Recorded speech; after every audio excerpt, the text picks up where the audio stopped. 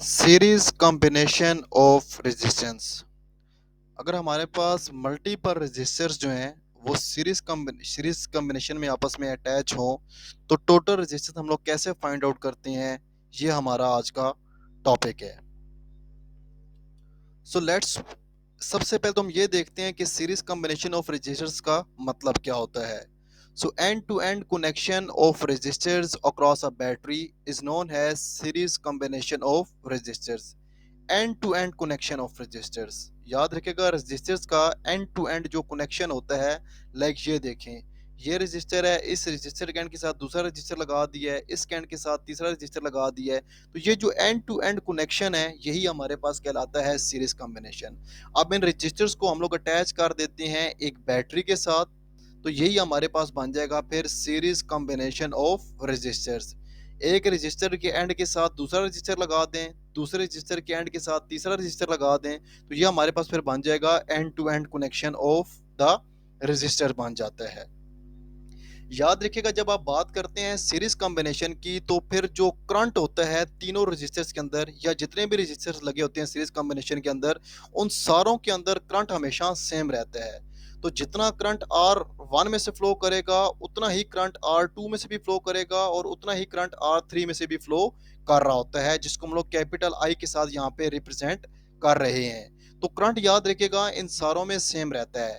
Current क्यों same रहता है? क्योंकि करंट के पास दूसरा पाथ नहीं है, इसके पास जस्ट एक ही पाथ है, तो इस करंट ने हमेशा वहां से ही पास होना होता है। तो सीरीज कॉम्बिनेशन के अंदर जो करंट है वो हमेशा सेम रहता है, लेकिन जो पोटेंशियल डिफरेंस है वो सेम नहीं रहता। आप यहाँ पे सपोज करें कि R1 के एंड की तरफ हमारे पास एंड ए बन जाता है और R3 के एंड पे पॉइंट बी बन जाता है। हम सपोज करते हैं कि इन दो एंड के दरमियान का जो पोटेंशियल है वो बैटरी के पोटेंशियल के इक्वल है, दैट इज कैपिटल V बन जाता है।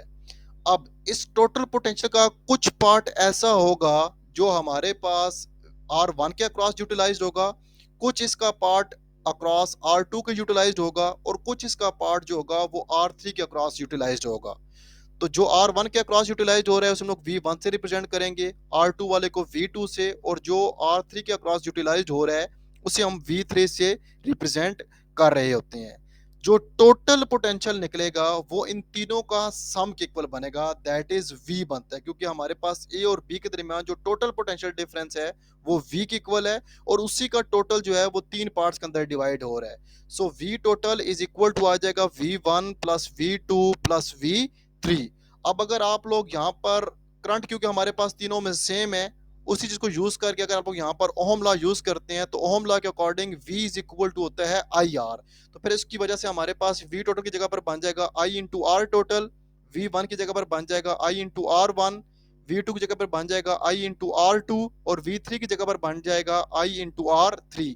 अब I1 I2 I3 मैंने नहीं बोला, क्यों नहीं बोला? क्योंकि करंट सेम है।